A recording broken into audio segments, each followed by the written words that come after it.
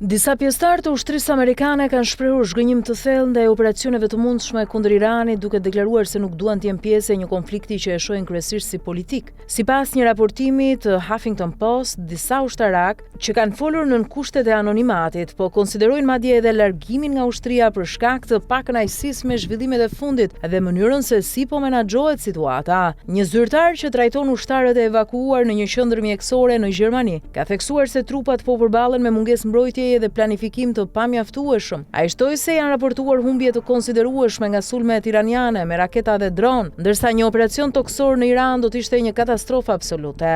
Aktualisht sipas tij nuk ekziston një plan i qartë për një ndërhyrje të tillë dhe forcat amerikane nuk janë në gjendje të mbrojnë plotësisht asnjë bazë të vetme në rajon. Një rezerviste që këshillon oficer të rinj raportoi se shumë ushtarak po shprehin hapur kundërshtimin e tyre, duke thënë se nuk duan të vdesin për Izraelin apo të përdoren si vegla politike. Ky shqetësim është përforcuar nga një incident i 28 shkurtit kur një sulm ajror ndaj një shkolle në qytetin iranian Minab shkaktoi vdekjen e të paktën 175 personave, përfshirë 10 tranzënse, duke u parë nga ushtarët si një pikë these që evidenton rreziqet e përfshirjes ushtarake. Ndërkohë, presidenti Donald Trump ka paralajmëruar mundësinë e një operacioni toksor në Iran, ndërsa aleatët e NATO-s kanë refuzuar të mbështesin përpjekjet për të zhbllokuar ngushticën e Hormuzit, duke shtuar tensionet brenda aleancës dhe duke krijuar një klimë pasigurie për forcat amerikane në rajon. Ky zhvillim tregon për një ndarje të brendshme mes trupave amerikane, ndërsa udhëheqja politike paralajmëron për ndërhyrje ushtarake. Shumë ushtarak shprehin rezistencë dhe shqetësim për pasojat humanitare dhe mungesën e përgatitjes strategjike, duke e bërë situatën jashtëzakonisht të ndërlikuar për Shtetet e Bashkuara të Amerikës dhe aleatët e tyre.